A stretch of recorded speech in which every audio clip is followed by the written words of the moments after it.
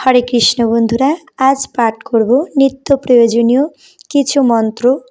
আচমন মন্ত্র, দেহশুদ্ধি মন্ত্র, পুষ্পশুদ্ধি মন্ত্র, জলশুদ্ধি মন্ত্র এবং আসন শুদ্ধি মন্ত্র।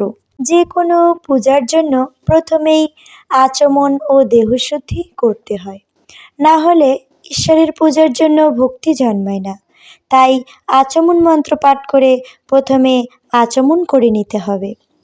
হাতে জল নিয়ে তারপর বলতে হবে আউম বিষ্ণু, আউম বিষ্ণু, আউম বিষ্ণু, আউম তদ্বিষ্ণু পরমং বদ সদা পশ্যন্তি সূরয়া দিবিব চক্ষুরততম। তারপর হাত জোর করে বলতে হবে আউম অপবিত্রঃ পবিত্রো বা সর্বাবস্থা গতঃ পিবা यत् स्मरेत् पुण्डरीकाक्षं सा वाच्य अभ्यन्तरशुचिः नमः शुचिः नमः शुचिः नमः शुचिः। देह शुद्धि मंत्र। पापोहम पापकर्महम पापात्मा पापसंभवन् त्राहि मां पुण्डरीकाक्षं सर्वपाप हरो हरि। এবার পাঠ করছি পুষ্প শুদ্ধিকরণ মন্ত্র।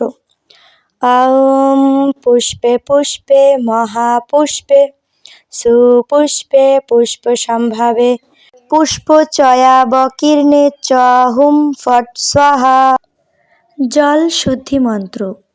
সর্বপ্রথম নিজের ডান হাতের মধ্যমা আঙ্গুল জলে স্পর্শ করতে হবে।